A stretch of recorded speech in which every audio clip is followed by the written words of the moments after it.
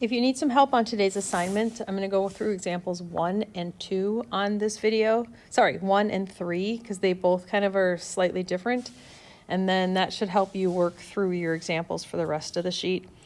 For this sheet, you're going to have some answers, or some things are given to you and some things you have to figure out. And using the information given, it's going to ask you to figure out all of the unknowns. And all of those equations we wrote in your notes yesterday will be used, or most of them will be used.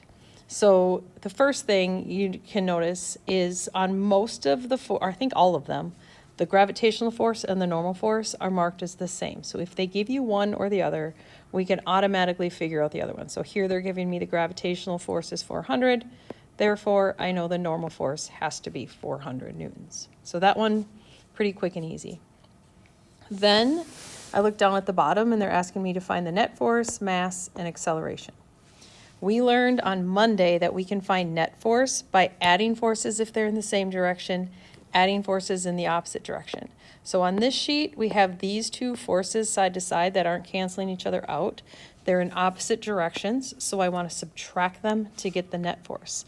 So to get the net force on this, I'm going to take the force to the right, this force applied, because that's bigger, of 100 newtons, and then subtract the smaller force to the left of 20 newtons. So 100 minus 20 gives me a net force of 800.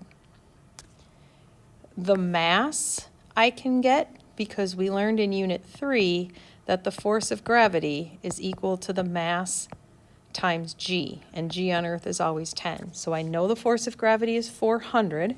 So 400 equals the mass times g, which is 10. So what number times 10 gives me 400? That would be 40 kilograms.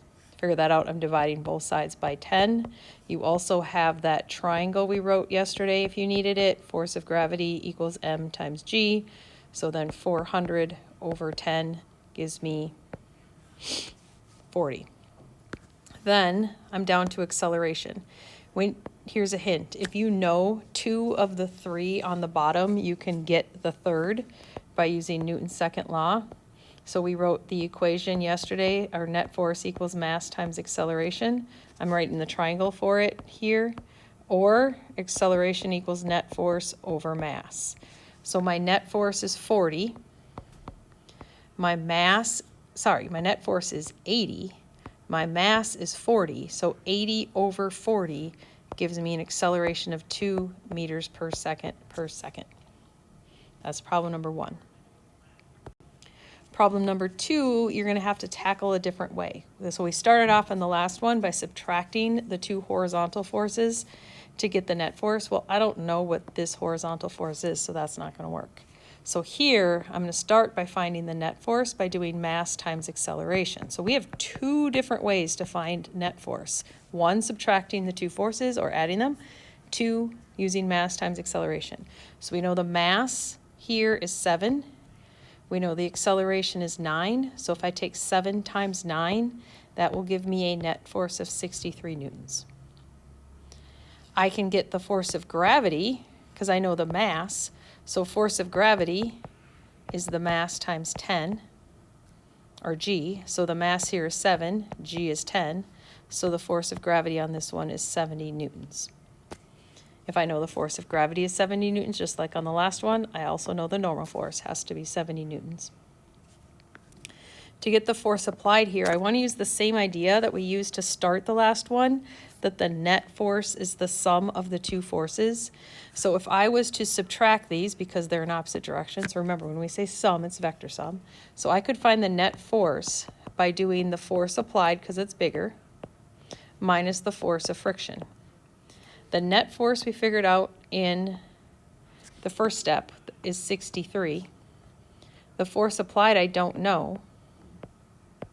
So I don't know what the force applied is, but I do know the force of friction is 3. So 63 equals some number minus 3. So what number subtracted by 3 would give me 63? That gives me a force applied of 66 newtons. So that's the third one. So they're all slightly different, which makes this worksheet hard, but it's going to are harder, but it's going to give you practice kind of being flexible in how you attempt solving a problem.